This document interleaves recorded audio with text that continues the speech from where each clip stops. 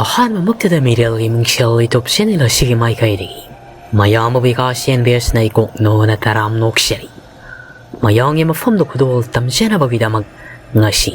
ꯌꯥꯏꯇꯝꯕ ꯍꯥꯏꯔꯤꯕ ꯋꯥꯔꯤ ꯑꯁꯤꯒꯤ 723 ꯁꯨꯕ ꯁꯔꯨꯛ ꯄꯨꯗꯨꯅ ꯂꯥꯛꯆꯔꯤ ꯋꯥꯔꯤ ꯑꯁꯤ ꯍꯧꯗ꯭ꯔꯤꯉꯩꯒꯤ ꯃꯥꯡꯑꯣꯏꯅꯅ ꯅꯨꯃꯤꯠ ꯀꯌꯥꯅꯤ ꯑꯁꯤ ꯏꯟꯇꯔꯅꯦꯠ ꯊꯤꯡꯕꯅ ꯃꯔꯝ ꯑꯣꯏꯔꯒ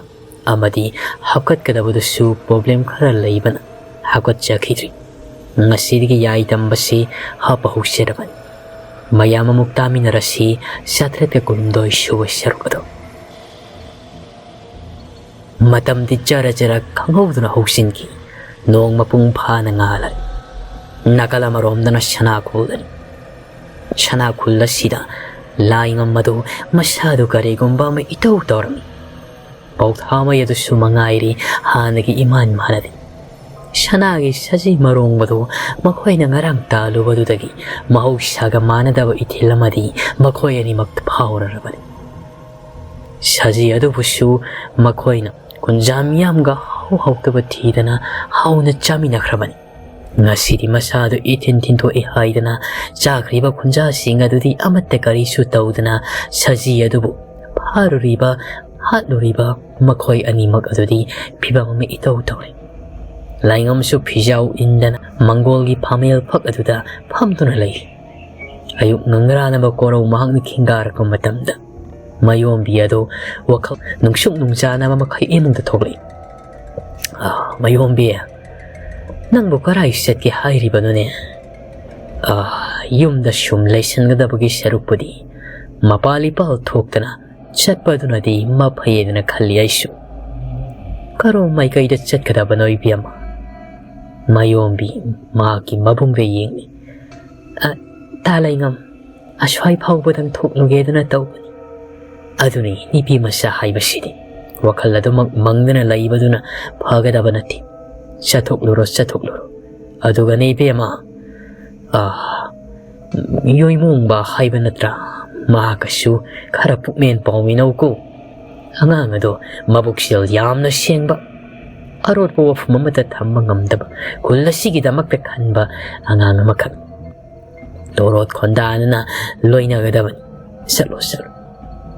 laingam su ningthau oikhibadagi ahalgumnam wakhallona si tawkhri haibasu adumak mayomina khang domina thoki masilda so sumna soli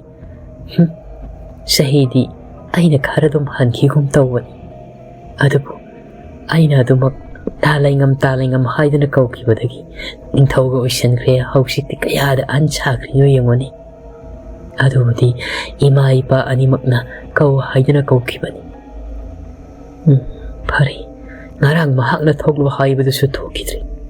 ngasidi tang tabi wari amatang phajana sana thokpasina pharagani khali shumna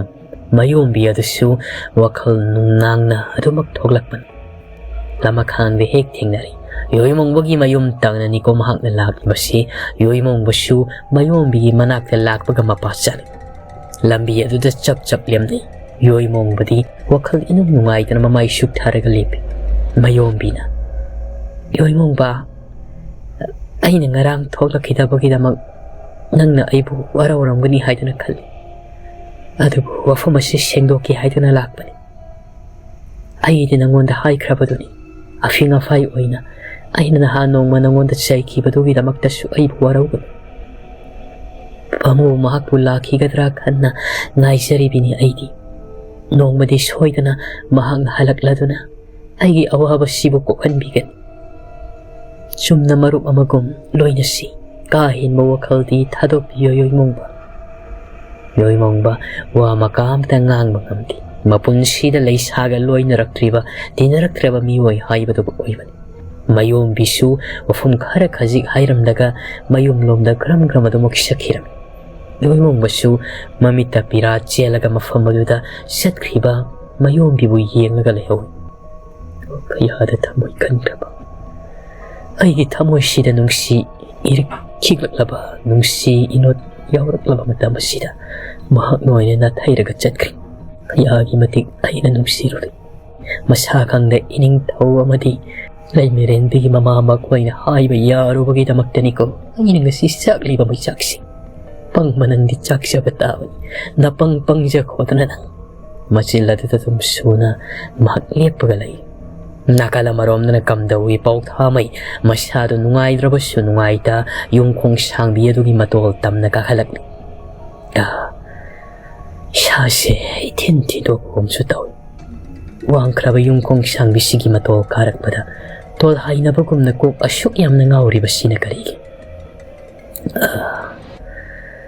ay antok na wakre da ko ako'y ba sida di karisulay ba di uti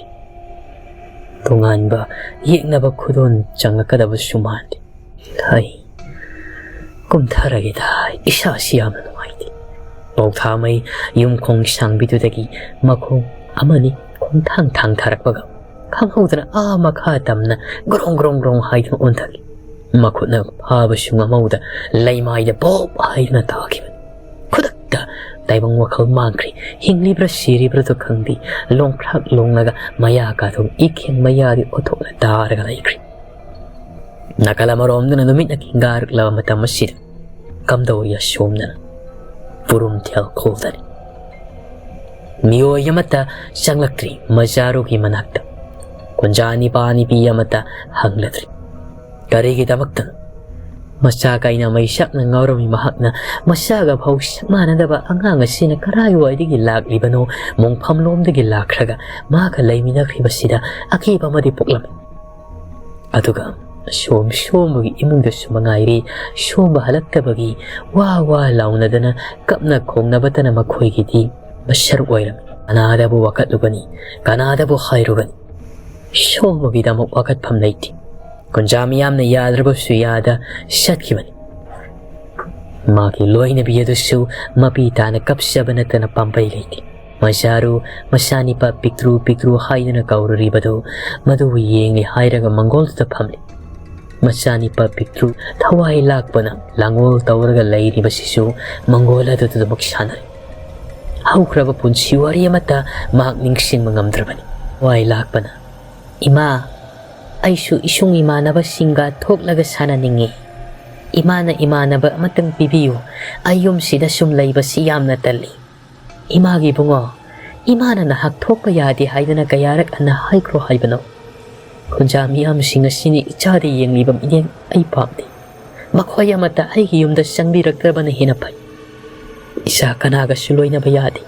makoy gi isaga loy na hanba nama ay nasupamdi Hawaii lakpado wakal nungsyuk nungsana to na yana khadam na thoklaga dhari yedda tumin unglaga pammaga laikri majaro sang salaga masani pa Hawaii lakpa bu septha yengna imagi bungo pitruwa isabu yamna warabrane yengu hay imaga isaga sanaraga loiredana kari sanasi haibano ima kekulot pi sana ningi ay lot ki ima na pongo adugi oirea ima mit usange isana lot luro tubui magi bungo ay koi giyum masidigi hentok na atok mufamda lot pa yade ko aduga nahakna kayaw nung na ima na hayba sibu ilam da batara kati ima di yam na sawgani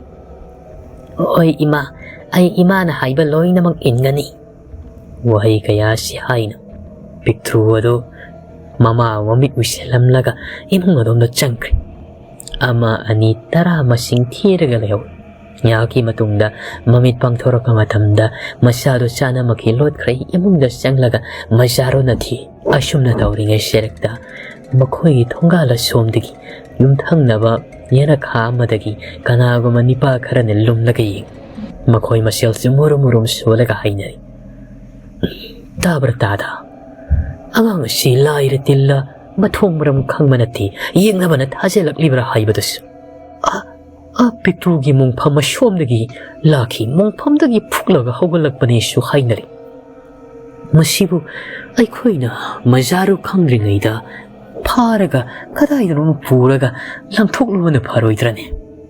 kaligumanga nga sina kulla sigitungda asyoy nga mamadi kudong tiba yahola kadabagi sarupadi mazaro gi mangdidi uhalarosi ni paama na mukhay inaway bungo nang nahayribado susum awsik susum ba mangkri haydo na laikri aduga angang sina phut hektamak phausilaklaga yum sida angaubi majaru sina masa seklaga laikri tunane ngasi mama masana ne ke ko lorpi sanakri bado nakhosu hoidana madugi matang saba ngairaga angang siwo machil menchalaga pharag pukhi gadaban khullasiga nungshuk amang balok leibado maduda puselaga thamgadabani nungna nangadaban Sigera sangera ai khoi khullasi shoktraga loi sikraba masani pa pictrudubu laigi thawai miril yawi mapangal kalli haiduna amuk hinglakhi gadro oi thuktaba wan ngai ko itaw tu changi dawai inoi bungo nang sung hak tang ayu ko itaw ai khoi ni na tanja do hairaki aduga nang phat chang siluraga pharur bu siagani imungda masabu lot kribadu bu koi thi thi masani pa aduna shomda mamana mamang thongdangi sangkhraga mahakna maning thongda phaudorakle hairaga kha thangbena kha domda koiraga lak matang tanja du sari haidana nipani dun ingit pikhraga nipa ma changsinkhri aduga pictro du butap lona pairaga machin mention kra mamichu yauna mention kra pictro du nadi mama oira boiningdana machin mention libu thadu wair makhonga kauri thangna bu mikupta nipani du sensilaga thawai lakpadu bu pictro shana lairi basibu puduna chakri nungshukki amangbalo hairiba mafamududa amangbalo hairi basi sumnagi lokni adu yamna khuba sing ani karaki lok oiba mafumam khang mafam asida mamangi matamda khudong sada bakayasu makoine sing yanba chatluwa satanba chatluwada thengnakiba su leirabani maka fungna dabagi wani mafamadu tamna puraga chatkredo thawai lakpa pictro Nakalama romdana hausi kamdawriba nungsana mapung phana kingarak matamni singoi kholdan singoi khollasida lairriba kunja mioi pumnamak hausikti masa gi hana khol tangkhai mangluraba singdo hanjin dana leiba ngamle adubu makhoi khollasigi khula ko oiriba lai pari mahakna loipot kahaba setkadaba manairoi kaya thakrabasu karimata loipot phangki manairoi pibam sadana halakpa kongaini masamag setki haidana tawbasu loina bitara marini yadana hausik phaw chatri kari tawgadabanu khangdri magi khol tangkhai mamangi matamda magi badubusi hausik semjin baloiri haibu hanadagi hena khullasi yamna waba saktang ba haibadu nangami madumakna lai parido matha yamna shana lairami mahakna sukhang karigumba khul singadudagi loipot adu karaktaba taragadi mahak makhoina thauba amuk chaludaba taragadi makhoi singna amatta mahakpu usitpiraroi haibadu duba hojik phauba khuthokpa ngamdana lairi makhya krak siklaga sana tangbal thak aduda phamli hairaga manairoyo singda thaudari inairoi sa karigino makhoina loipot amatta piraktriba sibu kari karam tawribano masigi maramda nakhoina akuk pathidoknabagi damakta numisingum kayanigi mamangdigi aina haikrabadu hausi kari paulai tamutasi nairoiba amana maklaga thaknu makai hawgalaga hai ining thaulai pari nanaina hangkacharido angakpani athino matamda khuntak lansibugum tawraba kulsing ado hausikti mapangan kallaba phiba mawong amada loina makleuri masibu karamno oithokaduribano haiba kanana su khangde aduga khulsing adu dai khoina loipo thauba changwa matamda ai khoi kanano masyak khangde ning thaulai pari kanano kaidana yam usitana hairaki masigi ahong basibu kamduribano haiba nanai khoina amatta khangjaba ngamtri aduga ining thau makhoi le hauriba khulsing adugi mapangan kallaba kuchu khulai lami sing aduga hairabadi ai khoi ga muknabada ai khoi khara khaji wakini aikhoi semitlon gi phibam amadi shana thaknabagi phibam khullasi yamna soksile kari pambai tawsigi haibado ining thau angamba singa amuktang tathokta sin tawwana phagani adana khali lai pari wakhal muna tawri makchu wakhal phana khalrabasu oksau bi ka ba haibado oi karamna oithokadagi haiba singa sibo haidan ado moinamak masamag salaga hairiba singasi thasamandabadagi amuktang yingning bapuklam nakala marawamdan hausi kamdawriba ꯅꯨꯡꯁꯥꯅꯒ ꯐꯖꯅ ꯁꯥꯔꯛꯂꯕ ꯄꯨꯡ 10ꯒ ꯇꯥꯁꯤꯜꯂꯛꯂꯕ ꯃꯇꯝ ꯑꯗꯨꯗ Lucy ꯑꯃꯗꯤ ꯆꯤꯡꯃꯅꯨꯂꯥꯡꯂꯦꯟꯅ ꯌꯦꯠ ꯑꯣꯏꯗ ꯉꯥꯟꯊꯣꯏꯅ ꯑꯃꯥꯏꯕ ꯇꯣꯂꯦꯟ ꯃꯈꯣꯏ ꯑꯍꯨꯝ ꯑꯗꯨ ꯁꯅꯥꯈꯣꯜꯒꯤ ꯃꯥꯏꯀꯩ ꯇꯝꯅ ꯂꯥꯛꯂꯤ꯫ ꯇꯣꯂꯦꯟꯅ ꯂꯨꯁꯤ ꯑꯩꯕꯨ ꯋꯥꯈꯜ ꯑꯁꯤ ꯇꯌꯥꯡ ꯇꯁꯣꯏꯕꯒꯨꯝꯅ ꯇꯧꯏꯗ ꯅꯈꯣꯏꯕꯨ ꯀꯔꯤ ꯀꯝꯗꯧꯕ ꯀꯔꯤꯁꯨ ꯐꯥꯎꯈꯤꯗꯕ꯭ꯔꯅꯦ? ꯑꯩꯒꯤ ꯋꯥꯈꯜꯁꯦ ꯊꯥꯡꯂꯤꯕ ꯈꯣꯡꯊꯥꯡ ꯑꯁꯤ ꯂꯨꯝꯅ ꯊꯥꯡꯕꯁꯨ ꯉꯝꯗꯦ꯫ ꯀꯔꯣꯝ ꯃꯥꯏꯀꯩꯗ ꯆꯠꯀꯗꯕꯅꯣ ꯍꯥꯏꯗꯅ ꯑꯃꯨꯛ ꯀꯉꯥꯎꯅꯔꯛꯄꯁꯨ ꯌꯥꯎꯔꯛ ꯇꯔꯪ ꯃꯔꯪ ꯆꯠꯄꯒꯨꯝꯅ ꯅꯈꯣꯏꯕꯨ ꯀꯔꯤꯁꯨ ꯇꯧꯗꯕ꯭ꯔꯥ? ꯂꯨꯁꯤꯅ ꯆꯤꯡꯃꯅꯨꯂꯥꯡꯂꯦꯟꯗ ꯍꯥꯏꯔꯞ ꯌꯦꯡꯂꯒ ꯅꯤꯄꯥ ꯀꯔꯤꯕꯨ ꯇꯧꯔꯨꯒꯗꯕꯅꯣ ꯑꯩꯈꯣꯏꯗꯤ ꯍꯥꯟꯅꯒꯤ ꯍꯥꯃꯨ ꯁꯅꯥꯈꯣꯜ ꯌꯧꯒꯅꯤ ꯈꯟꯕꯗ ꯑꯣꯟꯊꯣꯛꯅ ꯅꯨꯡꯉꯥꯏꯖꯈ꯭ꯔꯦ꯫ ꯈꯔ ꯊꯨꯅꯕꯨ ꯌꯧꯁꯤꯟꯅꯕ ꯇꯧꯁꯤꯗꯣ꯫ ꯇꯣꯂꯦꯟ ꯆꯤꯡꯃꯅꯨꯂꯥꯡꯂꯦꯟ ꯅꯪꯒꯤꯗꯤ ꯏꯅꯤꯡꯊꯧ ꯏꯁꯥ ꯀꯥꯏꯅ ꯃꯩꯁꯥꯛꯅ ꯉꯥꯎꯔꯕ ꯑꯩꯅ ꯀꯔꯤ ꯑꯊꯣꯏ ꯋꯥꯈꯜꯕꯨ ꯈꯜꯂꯨꯒꯗꯒꯦ? ꯏꯁꯥ ꯂꯩꯉꯝꯒꯤ ꯁꯛꯇꯝ ꯎꯔꯒ ꯏꯁꯥ ꯊꯋꯥꯏ ꯂꯥꯛꯄ ꯀꯥꯏꯅꯕꯒꯤ ꯃꯩꯁꯥꯛ ꯀꯣꯛꯄ ꯉꯝꯕ꯭ꯔꯥ ꯍꯥꯏꯗꯨ ꯌꯦꯡꯂꯒꯦ ꯈꯟꯅ ꯍꯔꯥꯎꯅ ꯂꯥꯛꯆꯔꯤꯕꯅꯤ꯫ ꯐꯔꯦ ꯅꯈꯣꯏꯅ ꯀꯔꯤꯁꯨ ꯇꯣꯉꯥꯟꯕ ꯅꯨꯡꯅꯥꯡꯕ ꯋꯥꯈꯜ ꯄꯣꯛꯇ꯭ꯔꯕꯗꯤ ꯑꯩꯈꯣꯏ ꯍꯧꯁꯤ ꯀꯔꯤ ꯇꯧꯁꯤꯒꯦ ꯍꯥꯏꯕꯗꯣ ꯈꯟꯅꯒꯗꯕꯅꯤ꯫ ꯀꯔꯤꯅꯣ ꯍꯥꯏꯕꯤꯔꯤꯕꯁꯤꯕꯨ ꯅꯤꯄꯥ? ꯑꯩꯈꯣꯏ ꯁꯅꯥꯈꯣꯜ ꯌꯧꯅꯕ ꯆꯠꯂꯤ ꯃꯁꯤꯗꯕꯨ ꯀꯔꯤ ꯑꯃꯨꯛ? ꯅꯠꯇꯦ ꯅꯤꯄꯤ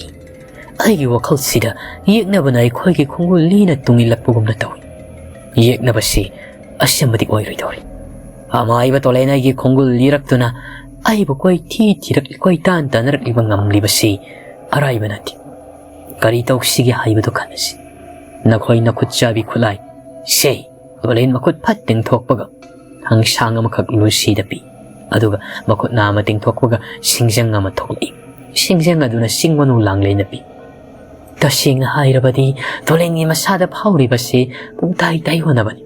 ꯃꯁꯤꯒꯤ ꯃꯔꯝꯁꯨ ꯆꯥꯎꯅ ꯂꯩ꯫ ꯑꯍꯤꯡꯒꯤ ꯃꯇꯝ ꯑꯃꯗꯤ ꯃꯄꯨꯔꯣꯏꯕꯅ ꯈꯪꯂꯣꯏꯗꯕ ꯃꯇꯝꯗ ꯂꯨꯁꯤ ꯑꯃꯗꯤ ꯆꯤꯡꯃꯅꯨꯂꯥꯡꯂꯦꯟꯅ ꯃꯇꯝꯒꯤ ꯀꯥꯡꯂꯣꯟ ꯍꯥꯏꯔꯤꯕ ꯂꯥꯏꯒꯤ ꯂꯥꯏꯔꯤꯛꯇꯨ ꯐꯥꯛꯇꯨꯅ ꯊꯋꯥꯏ ꯂꯥꯛꯄꯕꯨ ꯀꯟꯖꯅꯕꯒꯤ ꯍꯤꯔꯝ ꯊꯤꯔꯤ꯫ ꯑꯗꯨꯕꯨ ꯃꯇꯝꯒꯤ ꯀꯥꯡꯂꯣꯟ ꯂꯥꯏꯒꯤ ꯂꯥꯏꯔꯤꯛ ꯑꯁꯤ ꯐꯥꯛꯂꯨꯕ ꯃꯇꯝꯗ ꯀꯔꯤ ꯑꯣꯏꯔꯛꯀꯅꯤ ꯃꯤꯔꯝꯂꯦꯟ ꯑꯁꯤꯗ ꯇꯝꯊꯤꯕ ꯃꯑꯣꯡ ꯃꯇꯧ ꯀꯌꯥ ꯊꯣꯛꯂꯛꯀꯅꯤ ꯍꯥꯏꯕꯁꯤꯗꯤ ꯃꯈꯣꯏꯅ ꯈꯪꯂꯨꯗꯦ꯫ ꯁꯦꯅꯥ ꯀꯥꯡꯂꯣꯟ ꯁꯦꯔꯥꯟꯅꯅ ꯐꯥꯛꯂꯨꯕꯗꯒꯤ ꯃꯤꯔꯝꯂꯦꯟ ꯑꯁꯤꯗ ꯑꯑꯣꯟꯕ ꯀꯌꯥꯅꯤ ꯄꯨꯔꯛꯀꯗꯧꯔꯤꯕꯁꯤ꯫ ꯇꯣꯂꯦꯟꯅ ꯃꯈꯨꯠ ꯑꯗꯨꯗ ꯀꯔꯤꯁꯨ ꯄꯥꯏꯗꯦ꯫ ꯃꯥꯒꯤ ꯃꯇꯤꯛ ꯃꯌꯥꯏ ꯂꯩꯔꯕ ꯃꯥꯒꯤ ꯃꯄꯥꯡꯒꯜ ꯃꯊꯧꯅꯥ ꯑꯗꯨꯒ ꯂꯣꯏꯅꯗꯨꯅ ꯂꯩꯔꯤ꯫ ꯌꯦꯠ ꯑꯣꯏꯗ ꯂꯩꯔꯤꯕ ꯅꯨꯄꯤ ꯑꯅꯤꯁꯤꯗꯅ ꯊꯥꯡꯁꯥꯡ ꯑꯃꯗꯤ ꯁꯤꯡꯖꯪ ꯁꯦꯟꯅꯔꯤ꯫ ꯇꯣꯡꯃꯥꯡ ꯌꯦꯡ ꯆꯠꯂꯨ ꯍꯥꯏꯗꯨꯅ ꯄꯣꯠꯌꯣꯝ ꯊꯥꯌꯣꯝꯗꯨꯅ ꯇꯣꯂꯦꯟꯒꯤ ꯃꯅꯝꯗ ꯄꯣꯔꯤ꯫ ꯁꯨꯝ ꯂꯥꯛꯄꯅ ꯆꯥꯎꯔꯕ ꯇꯨꯔꯦꯜ ꯑꯃꯈꯛ ꯃꯃꯥꯡꯗ ꯊꯠꯇꯨꯅ ꯂꯩꯔꯝꯂꯤ꯫ ꯇꯣꯂꯦꯟ ꯉꯛꯄꯅꯤ꯫ ꯀꯔꯤꯅꯣꯅꯤ ꯅꯨꯄꯤ ꯅꯈꯣꯏ ꯑꯅꯤꯕꯨ ꯌꯦꯡꯉꯨꯅꯤ ꯃꯥꯡꯗ ꯂꯩꯔꯤꯕ ꯇꯨꯔꯦꯜꯁꯤ ꯅꯈꯣꯏ ꯎꯔꯕ꯭ꯔꯥ? ꯎꯔꯦ ꯏꯅꯤꯡꯊꯧ ꯇꯨꯔꯦꯜꯒꯤ ꯏꯆꯦꯜ ꯑꯁꯤꯗ ꯑꯣꯟꯊꯣꯛꯅ ꯀꯟꯈ꯭ꯔꯦꯗ꯫ ꯏꯁꯤꯡꯁꯨ ꯇꯔꯨꯏ꯫ ꯃꯁꯤꯕꯨ ꯀꯝꯗꯧꯅ ꯑꯩꯈꯣꯏ ꯂꯥꯟꯁꯤꯒꯦ? ꯉꯥꯏꯈꯣꯅꯤ ꯅꯨꯄꯤ ꯑꯩꯕꯨ ꯃꯃꯥꯡꯒꯤ ꯃꯇꯝꯗ ꯃꯐꯝ ꯑꯁꯣꯝꯗ ꯇꯨꯔꯦꯜ ꯂꯩꯕꯗꯤ ꯑꯩꯅ ꯎꯈꯤꯗꯦ ꯊꯦꯡꯅꯈꯤꯗꯦ꯫ ꯀꯔꯣꯝꯗꯒꯤ ꯐꯥꯎꯖꯤꯜꯂꯛꯂꯤꯕ ꯇꯨꯔꯦꯜꯅꯣ ꯃꯁꯤꯕꯨ? ꯄꯣꯔꯦꯟꯈꯣꯜꯗꯒꯤ ꯁꯅꯥꯈꯣꯜ ꯆꯠꯄ ꯂꯝꯕꯤꯁꯤꯗꯤ ꯆꯤꯡꯃꯥꯟ ꯐꯥꯎꯖꯩ ꯍꯥꯏꯕꯇꯅꯤ꯫ ꯂꯝꯕꯤꯗꯤ ꯅꯨꯡꯉꯥꯏꯈ꯭ꯔꯕꯅꯤꯗꯣ꯫ ꯑꯗꯨꯒ ꯇꯥꯏꯌꯣꯟꯅꯕꯒꯤ ꯃꯑꯣꯡꯗ ꯑꯃ ꯂꯥꯛꯂꯤꯕꯁꯤꯅ ꯀꯝꯗꯧꯒꯅꯤ ꯁꯤꯗꯤ? ꯀꯥꯟꯅꯗꯦ ꯅꯨꯄꯤ ꯅꯈꯨꯠ ꯅꯁꯥ ꯈꯨꯠꯐꯝ ꯁꯦꯠꯅ ꯂꯩꯌꯨ꯫ ꯇꯨꯔꯦꯜ ꯑꯁꯤ ꯇꯁꯦꯡꯅ ꯃꯥꯡꯗ ꯂꯩꯔꯕꯅꯤꯅ ꯀꯔꯤ ꯄꯥꯝꯕꯩ ꯇꯧꯔꯒ ꯂꯥꯟꯅꯕ ꯍꯣꯠꯅꯒꯗꯕꯅꯣ ꯍꯥꯏꯕꯗꯣ ꯑꯩ ꯋꯥꯈꯜ ꯉꯥꯏꯍꯥꯛꯇꯪ ꯊꯥꯗꯒꯦ꯫ ꯇꯨꯔꯦꯜ ꯑꯁꯤ ꯃꯆꯥꯁꯨ ꯅꯠꯇꯦ ꯌꯥꯝꯅ ꯀꯟꯅ ꯆꯥꯎꯈꯤꯕꯁꯨ ꯅꯠꯇꯦ ꯃꯌꯥꯏ ꯑꯣꯏꯔꯝ꯫ ꯑꯗꯨꯒ ꯀꯔꯤꯒꯤ ꯇꯨꯔꯦꯜꯒꯤ ꯏꯆꯦꯜꯕꯨ ꯑꯁꯨꯛ ꯌꯥꯝꯅ ꯀꯟꯅ ꯆꯦꯟꯕ ꯑꯃ ꯐꯕ꯭ꯔꯅꯤ? ꯐꯔꯦ ꯍꯌꯨꯝꯁꯤꯗꯕ ꯇꯣꯂꯦꯟ ꯃꯃꯤꯠ ꯐꯠ ꯎꯏꯁꯟꯕꯒ ꯃꯍꯥꯛꯀꯤ ꯃꯃꯥꯡꯗ ꯌꯣꯠꯀꯤ ꯈꯨꯔꯨꯝ 3 ꯊꯣꯛꯂꯛꯏ꯫ ꯈꯨꯔꯨꯝ ꯑꯃꯅ ꯆꯤꯡꯃꯅꯨꯂꯥꯡꯂꯦꯟꯗ ꯇꯣꯡꯍꯜꯂꯤ ꯈꯨꯗꯛꯇ ꯈꯨꯔꯨꯝ ꯑꯃꯅ ꯂꯨꯁꯤꯗ ꯇꯣꯡꯍꯜꯂꯤ꯫ ꯑꯗꯨꯒ ꯈꯨꯔꯨꯝ ꯑꯃꯅ ꯃꯥꯅ ꯇꯣꯡꯈ꯭ꯔꯦ꯫ ꯈꯨꯔꯨꯝ ꯑꯗꯨ ꯇꯣꯡꯕꯒ ꯇꯣꯂꯦꯟꯅ ꯅꯨꯄꯤ ꯅꯈꯣꯏ ꯑꯅꯤꯃꯛ ꯇꯨꯔꯦꯜꯒꯤ ꯏꯃꯥꯏꯁꯤꯗ ꯂꯥꯟꯅ ꯆꯠꯄ ꯉꯝꯂꯒꯅꯤ ꯈꯨꯔꯨꯝꯗꯨꯒꯤ ꯃꯇꯦꯡꯅ꯫ ꯀꯔꯤ ꯍꯥꯏꯕ ꯅꯤꯄꯥ? ꯌꯣꯠꯀꯤ ꯈꯨꯔꯨꯝꯁꯤꯅꯕꯨ ꯏꯁꯤꯡꯁꯤꯕꯨ ꯂꯥꯜꯂꯒ ꯆꯠꯄ ꯄꯨꯕ ꯉꯝꯒꯅꯤ ꯍꯥꯏꯕ? ꯃꯥꯅꯤ ꯅꯨꯄꯤ ꯇꯨꯔꯦꯟ ꯇꯣꯔꯕꯥꯜ ꯑꯁꯤꯗ ꯀꯨꯏꯅ ꯂꯩꯊꯔꯕꯗꯤ ꯑꯩꯈꯣꯏ ꯐꯤꯕꯝ ꯑꯃꯗꯤ ꯆꯥꯔꯣꯏꯗꯧꯔꯤ꯫ ꯑꯩꯅ ꯀꯔꯤꯒꯨꯝꯕ ꯑꯃꯗꯤ ꯏꯁꯥꯗ ꯐꯥꯎꯕ ꯉꯝꯃꯤ꯫ ꯑꯩꯈꯣꯏꯒꯤ ꯈꯣꯡꯒꯨꯜ ꯂꯤꯔꯛꯂꯤꯕ ꯑꯩꯈꯣꯏꯕꯨ ꯇꯥꯟꯅꯔꯛꯂꯤꯕ ꯌꯦꯛꯅꯕꯁꯤ ꯀꯅꯥꯅꯣ ꯀꯔꯤꯅꯣ ꯍꯥꯏꯕꯗꯤ ꯑꯩ ꯈꯪꯕ ꯉꯝꯗꯦ꯫ lau ai gi khut chamo na khoi ni Lucy na ye thangau ko lu samme oi thangbadana ChingmanuLanglen samle hairaga ising ima yaduda tap tap netlaga turen ladubu lan bahori makhoi ni tingak bana kham thengkhre amai ba tolen gi mahai gi mapangal kaya gi matik kalli kaya gi matik hai singe haibado makhoi ani ngasi asina mamut singa khangbugum tawri khanghodana turen ladu hek lan thokpaga makhoi na tonglamba yot ki khorom singado mathana singmang mangkri Lucy na kari no nipa yot ki khorom de karai set kraba nipi khoyum lai yot ki khorom ni masi ai khoina kuina konge na ba phatti ai khoi gi thawai supa ai khoi gi sama hak sang sibudi he sungada ba khoyum lai maponi lau chana si turiala si la larabanina hantak ngong na amuk mamangi matamda layram daba kare karama mafam amuk layram goduriba karama yek na bana thalam goduriba nakhoi ani yaw basina ai gidi he ni mi paina bagi machak am oi malang palda pairaga puraga chet kadabadu su madu su yaroi tawri kambarang na nakhoi ani bu aina khut samnaraga malang palda pai ba haibadi oi thok tabani lau ai gi tum ilo lau namit na singgadabani thang amadi singjangdo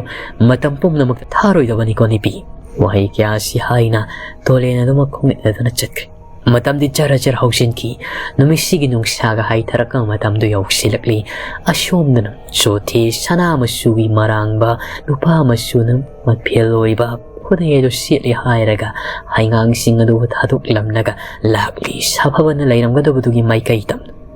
machilla dudasu makhya krak krak sik cha angang khanang na aibu sumira iramlaga karai maikai do lairi miram lena sida nak na lot pangambagi matik laiti mitang uisan bada pum namang ingan nga na aina ubang ngamgadoribani kadai waitan humang na laikri ba mamangi matamda ikhoy na lairamba mafamadu da di mahak laitri ay gi sida sana masugi kudai asina itilamadi piri kaya adun na ikraba malang balda tao na pahi basungam lai ay gi sanagi kudai ha ha ha ay na kan no kamdauri ba shomdana matam di haujin kibana numidang wayang gi matam yausilapa sababadu di ujauri lamagi matula kakatlaga ngalingai di kilaikraman amlak warakta sana thakna ba uhai khara phangbadu natana atopa garibu phanglugani haibagi madu tangni saraga mahak na husik lelibasi sana kongi lambi thibada mahakti lambi lamchat lampoinari kangau na ba haibadu oi matamasi magtida nakalamarom na nakamdol pau thamai do miwai khara na thengnaraktu ngalingi matamaduda maku phasina hidak lang thakmana masina siama thombiduna mayumung mamaran yaidalai mahak hausikhak mamising akamatamda maki loinabi macha manakta loinamak layram laingam shomda masakan na ngamdre haibagi pau kudak mahak wakalik tarak pagatarami nipa nang muna sakara parabrani nipiya ay sing saibam inam saru pum namak puk lagati kibagam na tawi karisus amata pawabong amdre karigida magtano nipi ay bu mafamasida nipa nang namataw karam na yung kong sangmigi makongda taraga layramba ay ko'y kanahamta na kangdi sumdaw ni nipi haidana manguna thoki ba pum na maglirami maki loy nebi anuda anusu maki nipa ukot halaga mapala thoki mapala nipa nipi kharasu pau thamai wakal tarak pangai narambani ibiyama hebungo pau thamai dubu masa mau hozik wakal taraba natra au tare tada ngahak layrabadi mahak sakpu lami hayak lagani masayam na kankali pare mamit singak labani na huwag lagat chat pangamlak lagani laini ko napuroy ba si laini layram liba piyom duga hayrabadi wang kraba yung kong sangbigi matuondo dagi tarapugum na di ay koy uido ibiyama adugo seksi na senagadabani ko maki saru tang tikpa tang soyba kaya siyawrang mani haybasi ay gising na bani asum na wari watay kaya tawraga thadokri laingam so som na masa nari bani kan na laknari ꯃꯆꯤꯜꯗꯁꯨ ꯁꯣꯏꯔꯣꯟ ꯐꯥꯔꯣꯜ ꯀꯟꯅ ꯂꯣꯜꯂꯤ ꯈꯨꯜ ꯑꯁꯤꯒꯤ ꯅꯤꯡꯊꯧ ꯑꯣꯏꯔꯤꯕ ꯑꯃꯗꯤ ꯃꯇꯤꯛ ꯃꯌꯥꯏ ꯀꯜꯂꯕ ꯈꯨꯠꯂꯥꯏ ꯀꯌꯥ ꯄꯥꯏꯔꯤꯕ ꯂꯥꯏꯉꯝꯅ ꯅꯥꯊꯣꯔꯛꯄꯁꯤꯗꯗꯤ ꯐꯤꯕꯝ ꯑꯃ ꯆꯥꯟꯅꯗ꯭ꯔꯦꯗꯣ ꯇꯁꯦꯡꯅ ꯍꯥꯏꯔꯕꯗꯤ ꯃꯈꯣꯏꯅ ꯍꯥꯠꯂꯨꯔꯤꯕ ꯁꯅꯥ ꯃꯆꯨꯒꯤ ꯁꯖꯤ ꯑꯗꯣ ꯏꯁꯝ ꯆꯝꯕ ꯁꯖꯤ ꯅꯠꯇꯦ ꯈꯣꯌꯨꯝ ꯂꯥꯏꯒꯤ ꯂꯪꯉꯣ ꯂꯪꯗꯥꯏꯅꯤ ꯑꯗꯨꯒ ꯑꯃꯥꯏꯕ ꯇꯣꯂꯦꯟꯒꯤ ꯂꯣꯏꯅꯕꯤ ꯂꯨꯁꯤ ꯑꯃꯗꯤ ꯆꯤꯡꯃꯅꯨꯂꯥꯡꯂꯦꯟꯅ ꯃꯇꯝꯒꯤ ꯀꯥꯡꯂꯣꯟ ꯂꯥꯏꯒꯤ ꯂꯥꯏꯔꯤꯛꯇꯨ ꯐꯥꯛꯂꯨꯕꯗꯒꯤ ꯃꯤꯔꯝꯂꯦꯟ ꯑꯁꯤꯗ ꯁꯥꯐꯣꯡꯂꯛꯈꯤꯕꯅꯤ ꯂꯥꯏꯔꯝꯂꯦꯟꯒꯤ ꯑꯗꯨꯒꯨꯝꯂꯕ ꯁꯖꯤꯅꯤ ꯈꯣꯌꯨꯝ ꯂꯥꯏꯅ ꯂꯪꯉꯣ ꯂꯪꯗꯥꯏ ꯂꯧꯔꯒ ꯃꯗꯨꯕꯨ ꯍꯥꯠꯂꯒ ꯆꯥꯔꯨꯕꯒꯤꯗꯃꯛꯇ ꯆꯥꯈꯤꯕ ꯀꯔꯤꯁꯨ ꯈꯪꯖꯗ꯭ꯔꯕ ꯈꯨꯟꯖꯥꯁꯤꯡꯗꯗꯤ ꯀꯔꯤꯁꯨ ꯐꯜꯍꯟꯗꯦ ꯐꯥꯔꯒ ꯍꯥꯠꯂꯨꯔꯤba ꯃꯈꯣꯏꯅꯤ ꯈꯛꯇꯅꯤ ꯆꯩꯕꯤ ꯆꯩꯊꯦꯡ ꯄꯤꯔꯤꯕꯁꯤ ꯂꯥꯏꯉꯝ ꯃꯆꯤꯜ ꯑꯗꯨꯗ ꯀꯔꯤꯅꯣ ꯈꯪꯗꯕ ꯋꯥꯍꯩ ꯀꯌꯥ ꯆꯣꯏꯔꯣꯟ ꯐꯥꯔꯣꯟ ꯄꯪꯉꯥꯡꯗ ꯉꯥꯡꯂꯤ ꯃꯍꯥꯛꯀꯤ ꯃꯅꯥꯛꯇ ꯂꯩꯔꯤ ꯃꯌꯣꯝꯕꯤ ꯑꯃꯗꯤ ꯑꯄꯤꯁꯅꯥ ꯁꯤꯝꯂꯥ ꯃꯈꯣꯏꯁꯤ ꯈꯨꯟꯖꯥ ꯅꯤꯄꯥ ꯅꯤꯄꯤ ꯈꯔ ꯃꯪꯒꯣꯜ ꯑꯗꯨꯗ ꯈꯔ ꯏꯃꯨꯡꯗ ꯈꯔꯁꯨ ꯂꯩꯔꯤ ꯂꯥꯏꯉꯝꯒꯤ ꯃꯆꯤꯜꯗꯣ ꯀꯣꯡꯒꯣꯟ ꯀꯥꯕꯒꯨꯝꯕꯁꯨ ꯇꯧꯏ ꯑꯄꯤꯁꯅꯥꯗꯤ ꯃꯤꯎꯜ ꯊꯧ ꯁꯨꯗ꯭ꯔꯤ ꯀꯔꯤ ꯃꯇꯧꯅ ꯇꯧꯔꯤꯕꯁꯤꯕꯨ ꯍꯥꯏꯗꯅ ꯑꯗꯨꯕꯨ ꯀꯅꯥ ꯀꯧꯔꯨꯅꯤ ꯃꯐꯝ ꯑꯁꯤꯗ ꯑꯃꯥꯏ ꯁꯤꯔꯣꯟ ꯆꯠꯄ ꯂꯥꯏꯒꯤ ꯃꯔꯝꯗ ꯈꯪꯕ ꯍꯩꯕ ꯑꯃꯠꯇꯁꯨ ꯂꯩꯕ ꯅꯠꯇꯦ ꯄꯧꯊꯥꯃꯩꯅ ꯈꯔ ꯈꯖꯤꯛ ꯍꯩꯖꯕꯗꯨꯁꯨ ꯃꯍꯥꯛꯁꯨ ꯍꯧꯖꯤꯛ ꯂꯥꯛꯅꯗꯅ ꯂꯩꯔꯤꯕꯗꯨ ꯏꯃꯥ ꯀꯝꯗꯧꯒꯗꯧꯔꯤꯕꯅꯣ ꯅꯃꯛ ꯅꯤꯄꯥꯁꯤꯕꯨ ꯃꯌꯥꯗ ꯀꯣꯡꯒꯣꯜ ꯀꯥꯔꯒ ꯂꯩꯔꯤꯕꯁꯤꯕꯨ ꯌꯦꯡꯕ ꯉꯝꯂꯤꯕ꯭ꯔꯥ ꯍꯥꯏꯕꯅꯤ ꯑꯩ ꯉꯝꯗ꯭ꯔꯦ ꯏꯃꯥ ꯑꯩ ꯉꯝꯗ꯭ꯔꯦ ꯅꯃꯛ ꯅꯤꯄꯥꯁꯤ ꯑꯃꯨꯛꯇ ꯍꯧꯗꯣꯛꯎ ꯏꯃꯥ ꯑꯃꯨꯛꯇ ꯍꯧꯗꯣꯛꯎ ꯁꯤꯝꯂꯥꯅ ꯏꯃꯥꯒꯤ ꯏꯕꯦꯝꯃ ꯀꯔꯤꯁꯨ ꯇꯧꯔꯣꯏ ꯃꯔꯥꯏꯕꯛꯁꯤꯗ ꯏꯁꯤꯡ ꯂꯨꯝꯕꯨ ꯂꯨꯝꯕꯨ ꯁꯥꯕꯗꯣ ꯑꯃꯨꯛꯇ ꯊꯣꯝꯁꯤꯁꯦ ꯐꯗꯤ ꯃꯆꯦꯠꯇꯨ ꯇꯧꯔꯒ ꯑꯃꯨꯛꯇ ꯅꯞꯁꯤ ꯀꯔꯤꯅꯣ ꯏꯃꯥ ꯃꯁꯥꯁꯤ ꯃꯩ ꯍꯧꯒꯩ ꯁꯥꯔꯤꯕꯁꯤꯕꯨ ꯀꯔꯝꯅ ꯏꯁꯤꯡ ꯑꯏꯪꯕ ꯍꯥꯞꯄꯁꯨ ꯅꯠꯇꯦ ꯏꯃꯥꯒꯤ ꯏꯕꯦꯝꯃ ꯁꯨꯝꯅ ꯂꯩꯍꯧ ꯍꯧꯕ ꯅꯠꯇꯦ ꯃꯆꯤꯜ ꯑꯁꯤꯗ ꯁꯣꯜꯂꯔꯤꯕꯁꯤ ꯏꯃꯥꯅ ꯀꯔꯤꯒꯨꯝꯕ ꯈꯪꯕ ꯈꯔ ꯂꯩ ꯅꯞꯄꯨ ꯑꯃꯨꯛꯇ ꯅꯞꯄꯨ ꯁꯨꯡꯁꯣꯏ ꯁꯣꯏꯗꯅ ꯈꯔ ꯃꯈꯩꯗꯤ ꯐꯔꯛꯀꯅꯤ ꯑꯃꯨꯛꯇ ꯅꯞꯄꯨ ꯃꯅꯥꯏꯔꯨꯏꯕꯤꯅ ꯏꯁꯤꯡ ꯀꯣꯟꯇꯠꯇ ꯐꯖꯅ ꯂꯨꯝꯕꯗꯨ ꯄꯨꯁꯤꯜꯂꯛꯏ ꯌꯥꯝꯅ ꯀꯟꯅ ꯁꯥꯕ ꯅꯠꯇꯦ ꯂꯨꯝꯕꯨ ꯂꯨꯝꯕꯅꯤ ꯃꯗꯨꯕꯨ ꯍꯥꯞꯂꯤ ꯍꯥꯏꯔꯒ ꯃꯔꯥꯏꯕꯛ ꯑꯗꯨꯗ ꯊꯣꯝꯂꯤ ꯃꯇꯝ ꯑꯁꯤꯗ ꯂꯥꯔꯉꯝꯁꯨ ꯍꯣꯕꯤ ꯍꯣꯕꯤ ꯆꯪꯉꯛꯂꯤ ꯃꯌꯥꯝ ꯏꯅꯤꯡꯊꯧ ꯂꯥꯏꯉꯝꯗꯨꯕꯨ ꯀꯔꯝꯕ ꯐꯤꯕꯝꯗ ꯂꯩꯔꯒꯦꯅꯦ ꯀꯔꯤ ꯑꯩꯗꯤ ꯉꯁꯥꯏ ꯃꯈꯩ ꯈꯪꯉꯨꯗ꯭ꯔꯤ ꯍꯧꯖꯤꯛꯇ ꯈꯪꯂꯒ ꯆꯦꯟꯖꯔꯛꯂꯤꯕꯁꯤ ꯄ꯭ꯔꯚꯞ ꯆꯪꯉꯤ ꯃꯍꯥꯛꯁꯨ 이닝ꯊꯧ ꯂꯥꯏꯉꯝꯁꯤꯕꯨ ꯂꯩꯃꯔꯦꯟꯕꯤ ꯈꯨꯂꯥꯛꯄꯤ ꯁꯤꯝꯂꯥ ꯀꯔꯤ ꯐꯤꯕꯝꯗ ꯑꯣꯏꯔꯤꯕꯅꯣ ꯃꯈꯣꯏ ꯋꯥ ꯑꯃꯇ ꯉꯥꯡꯅꯗꯦ ꯁꯨꯠꯆꯥ ꯀꯞꯄꯒ ꯂꯩ ꯂꯥꯔꯉꯝꯁꯨ ꯃꯗꯨ ꯎꯕꯗ ꯈꯪꯂꯤ ꯅꯤꯡꯊꯧ ꯂꯥꯏꯉꯝꯁꯤ ꯐꯤꯕꯝ ꯈꯔ ꯍꯦꯟꯖꯜꯂꯦ ꯍꯥꯏꯕꯁꯤ ꯃꯍꯥꯛꯁꯨ ꯋꯥꯈꯜ ꯇꯧꯔꯛꯏ ꯂꯥꯏꯇꯤꯟꯒꯤ ꯃꯔꯝꯗ ꯈꯪꯕ ꯍꯩꯕꯁꯤ ꯀꯅꯥꯁꯨ ꯂꯩꯇꯦ ꯑꯗꯨꯗꯤ ꯀꯝꯗꯧꯁꯤꯒꯦ ꯂꯥꯏꯑꯣꯛ ꯌꯨꯅꯣꯛꯄ ꯌꯥꯎꯕꯁꯨ ꯃꯥꯜꯂꯤ ꯑꯩꯅ ꯆꯤꯡꯅꯕꯗ ꯆꯨꯝꯂꯤꯗꯅ ꯉꯁꯥꯏ ꯉꯔꯥꯡ ꯃꯈꯣꯏꯅ ꯐꯥꯔꯛꯈꯤꯕ ꯁꯖꯤ ꯑꯗꯣ ꯃꯑꯣꯡ ꯃꯇꯧꯗꯨ ꯂꯥꯏꯗ ꯂꯥꯏꯒꯨꯝ ꯃꯥꯟꯕꯅꯤ ꯁꯅꯥ ꯃꯆꯨ ꯃꯇꯧ ꯉꯥꯛꯇ ꯄꯥꯟꯕꯅꯤ ꯃꯃꯣꯟ ꯑꯗꯨ ꯐꯥꯎꯕ ꯑꯩꯗꯤ ꯄꯥꯝꯃꯨꯔꯤꯕꯅꯤ ꯃꯍꯥꯎꯗꯨꯁꯨ ꯇꯣꯞ ꯇꯣꯞꯄꯤ ꯍꯥꯏꯅꯤꯡꯉꯥꯏ ꯂꯩꯇꯅ ꯍꯥꯎꯋꯤ ꯍꯥꯏꯗꯅ ꯈꯜꯂꯤꯗꯣ ꯑꯗꯨ ꯑꯣꯏꯕ ꯇꯥꯔꯕꯗꯤ ꯁꯖꯤ ꯆꯥꯔꯨꯕꯒꯤ ꯃꯁꯥꯁꯤ ꯂꯥꯏꯁꯨꯕ ꯑꯣꯏꯔꯤꯅꯤ ꯏꯅꯤꯡꯊꯧꯁꯤ ꯁꯖꯤ ꯆꯥꯔꯒ ꯂꯥꯏꯁꯨꯔꯕꯗꯤ ꯑꯍꯜ ꯂꯃꯟꯁꯤꯡꯅ ꯍꯥꯏꯕꯗ ꯀꯔꯤ ꯇꯧꯔꯒ ꯐꯒꯅꯤ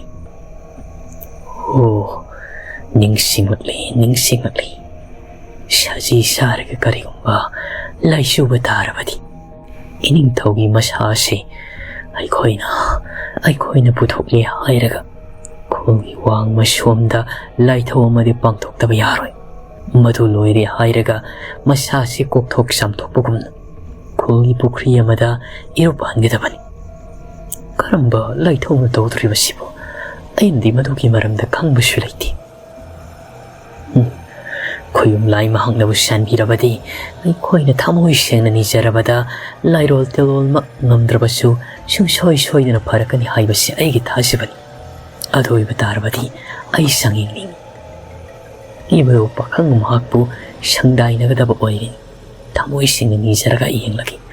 ꯂꯩꯃꯔꯦꯟꯕꯤ ꯈꯨꯂꯥꯛꯄꯤ ꯁꯤꯝꯂꯥ ꯑꯃꯗꯤ ꯇꯤꯟꯕꯤꯔꯤꯕꯁꯤꯡꯁꯨ ꯇꯥꯕꯤꯌꯨ ꯑꯩꯅ ꯀꯔꯤꯒꯨꯝꯕ ꯈꯪꯕ ꯈꯔ ꯂꯩꯁꯤ 이닝ꯊꯧꯁꯤ ꯁꯖꯤ ꯑꯗꯨ ꯐꯥꯔꯒ ꯆꯥꯔꯨꯕꯒꯤꯗꯃꯛ ꯁꯖꯤ ꯂꯥꯏꯁꯨꯕꯅꯤ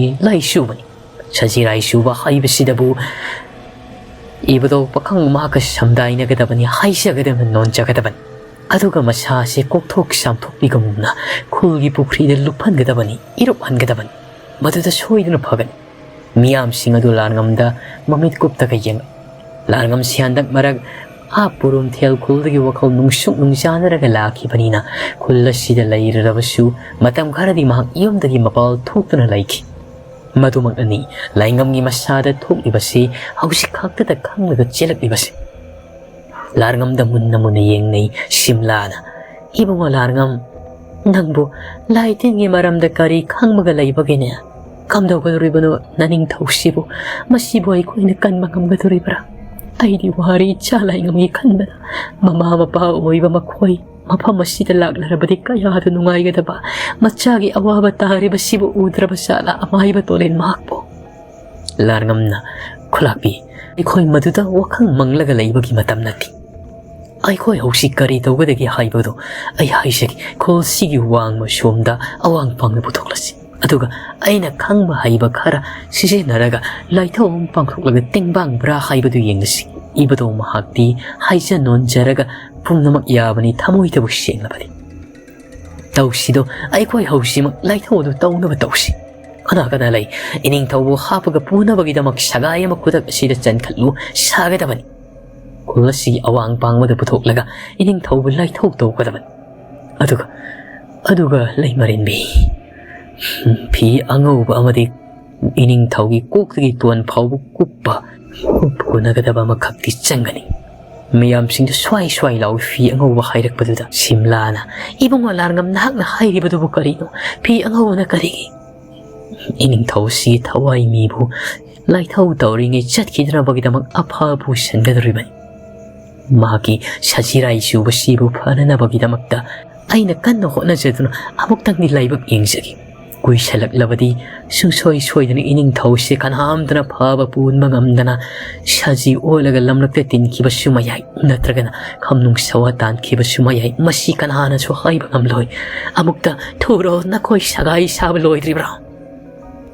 hudak aduda laingam gi haksang puna wida makta arai ba uwai ya laga thori wari na kisanna sagai masai sagai du puraga laklai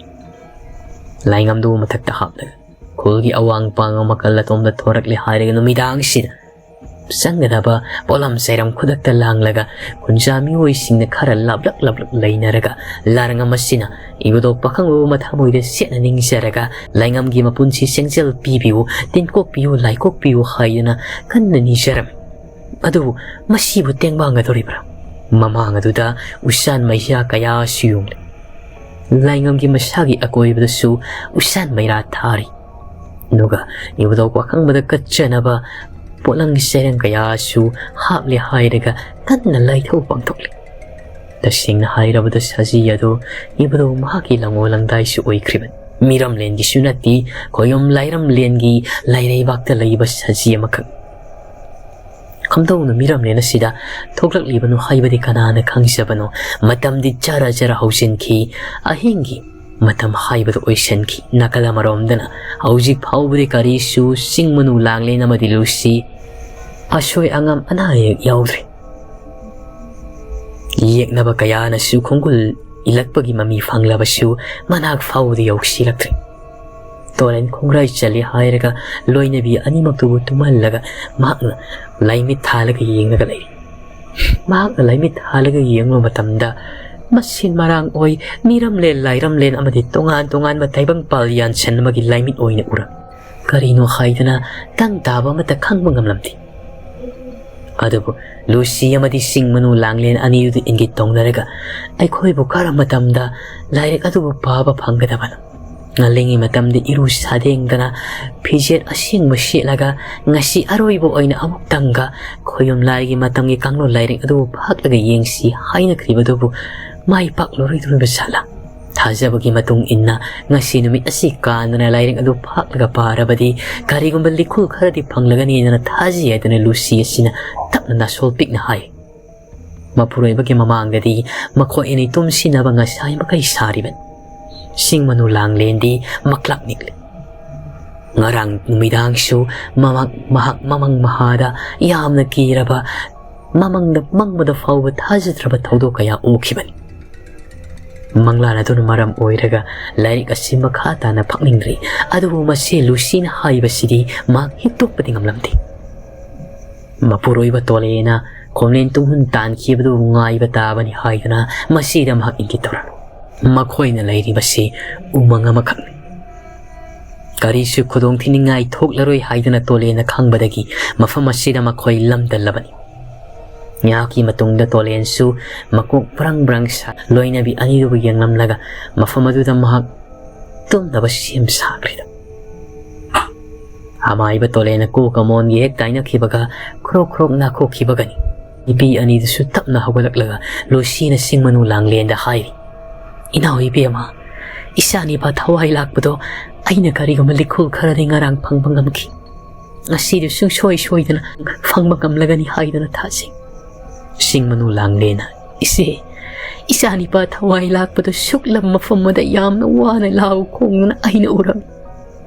singnung madu oiramgani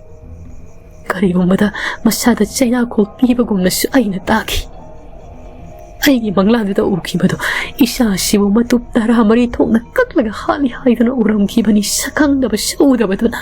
ai laita bum khangbe ise pirang tingamdai haidana masil do mensilaga hikna kap nakala maromda tawribaduga mahaki mamangda ukhibaduga sanaribani kharadi hojik phauba pitrugi langol lauraga lairaba thawai lakpa amangba lokshabduda lai mama majaru dia somda hanumna angau fai amagum tawkrabani masabo numit chare yungle ahingi matamne khangbe khai hojik phauba kawai kana udraba kana leitraba amangba lokshabadu da pitru makhong mukhuto ponsilaga masado machi leng mangamdanaba nungjaw amana khajik masadu ngak poinan boi tawribani maramaduna mahak nanthok ngamdabani mangma ngamagi mapangal adusu sisinaba ngamdrei mafam asidadi kari maramgi khangdi masil adudasu people namli kanna law kongma ngamdana ba hayana adubu maki wakhal asida mafam asidigi nanthok ningman henmanmana mamita wakhalda jat khalibani mafam amamba amada kochen selaga mamabu kauduna lawi haidana thawai lakpa masanadi khanjariba imaga amuk hanna loina ba phanglaroidra ai yamna ware amamba sangsar sita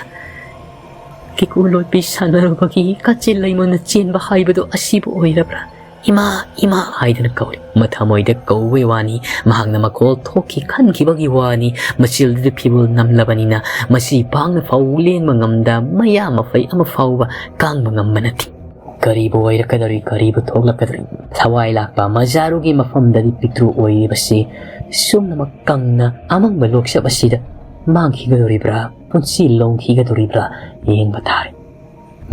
ayingi matam yausilakpada nakalamarom-dagi lakiba sothi mahang uri khangli sababana saurabu ujauril thakmathakta lairibado iya chacha makise mayum mongo maran yayoigadoriba sanakolgi likhuliraga lakpasari sanakol yaudringaida lamsi siragadabani nangdi lamja sara khatlagadabani ngasidi aina kananasu nangbu thingba kanba ngamlaroidabani ai khuttagi kadai ai sanamasugi khudai langlo mamai thagalu uir utaksida lairiba sibu mamai thagalu haina sothe kana nokle amasida khangaudana mathwai mirel mapal thokibagumna mami sami oina uram sababagi masadagi sangmahanaba amakak malang pala pahitibak madu ubda sothe koksawi rang kabani karino haidar munni yengli karino sababaga chap manaba magi sangdagi paithorak libasina kari karo mai kaidano mangna chatkriba sibu sababa masiladu amuksu pakatpagi moongom kawri matamasida khangaudan mahangna lairiba mafam asigi akodibada singlai mukti nattaba makok mari longba singlai ga sangmanaba saura usik kaya amasu payat lemi mahaki mai kaita mahak hazik makharum na paitai malayam laimaya somda aduga akoibaduda mamit phaktoklaga yeng kari matauno haira akoibaduda uribado angakpaki mo singlai gumlaba makuk mari panba kayasu malang pala sidagi ahingi matamasida lasil gi maromdagi sapong lakli thaja mahak lasil na kumjin kiba matamasida aduga urung laigi pairi konjil su kanna hodabida ngarang na khongli madu ubada sababu mathwai rawi warki haidana lakhiba sothi wakhal choithokre uriba sibu karino haidana mamit tare tara thokni yeng maki mafamdadi mitrang haibado changma ngamdanaba mai kanglen su paikhraban aduga karigi damaktano maki mamangda uribase mitrangumna tawriba haidana wakhal nungsanara matawno mitrang sunati asigumlaba makuk mari panba singlai singa sibai khoi miram lenta leifam thokprani hai bado pakangba nanai aigi mitta uriba sibu karin masibu kaya amuk yamna chumnarabano ai shumne kaibang natamakya sigi soti mami adu jara ngang silaktan kutum sinata silaga makuk mari panba paina riba singlai singa dugi marakta singlai amagi maikai tamna paisin singlai dugi mathara sapugan longtil mathado imung ngang jara ngang silang lang urapai madutagi amuk sothe do paithok laga akibagi mawong taon malem naimai tamna paithar matamda uri sabamana uthak lairibadu uthak adugi hek ukhadani mak lepaga lairibsi karino haidana makuk taram chali mamitu amu hangkalaga yenglo matamda nong madula tia takadi kari so amuk lairamdri lachil marakta lola matha samaksu lachil maraktagi makuk pai sothi akoi bududi matamasira khangaudana maikhu orang akoi budu khura ma khongpham sim Yaitamba haibagi wakhaldingi hak oirodi hausik ukibaduna mahaki akoi baside lairarabra tanaraklabra haida tamasida khangaudana sagolna khongwang thangkatlaga hauna sauna khongmagi makhola makhak sothegi napada tai sothi khudak mihul swai lauki machilda Yaitamba haidana sonki baga maki mamang tamna sagol sayang thakta kuklen yauraba thangsang pairaba musinmu Yaitamba du paisilak Kangaudan palang usaurial takta songkatli kanabu sothi ukung adu chok haidana thang yan bani machileng na leiram libadi masa tangkai tagani hairti ba thang gani yan ihol swai lawi hai phet yenglak pada mahak hojik tongna ga leiram libo usa sig nakolda tumna leiram linga tharaga sababado nyakang tini kana mak mihul pakalaram bado jara phathagi sur sang hon tharaga mahang na husik lak liba kung kumasibo sum libra kal mayum dale hauribi loy na bit tarui gi sukhalai apu na ba mana puduna sothi asina sababa sibu kari guma parama tambi ketana lak liba sibu haidan kaya adwana sababa sina makumasita lelam liba sothi mahang yengba uri sababa gi mafamda moreng thangsang adu suyaudri haiba maramaduna mahang kina uthak asida lo ibani haiba sababa sothina sababu masano laga hawdokli adubu sababadi kaya adu nungaina tungkribanu uwadubu kolaga naplaga tadana bagi mawong kaubo ngangba tadre kari matawno sidi makong sang na tingtaglaga uzawaduda mahaksu nga tharaga hipagalay nakalamarom na hingi matamasi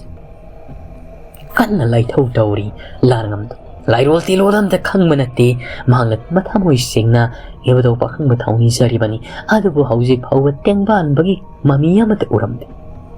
larngam kari tawani khangdi phi angawbana kokton phawba kupliba laingam madusu masildo akiba fangnam mangang akiba fangnam nanglaga soiron pharo lon ba hore madu ubada kirima akoi basida su sajina tamna khongbugi makhona nilami Langam kari tawgadabano khangselakta mak amuk aroiba oina ebudo bahangu makar mathamoida sitna singsanna umisaba horaklami nakalamarom da sumangairi lusi amadi ChingmanuLanglen pi asyang basitlaga makoina thasena bagi matung inna amukka su matang kanglong lagi lairik adubu faklaga makoi karigumba pambaya makhak tauna bagi damakta pahaidraba mathong makoina khangjedraba matang kanglong lagi lairik adubu hai kaya tapna masilda sonthangna na pawa horle madu pabaga miramne nasida masing thingamdana mafam da akibagi masa oiba ahung sabun kaya su laklarido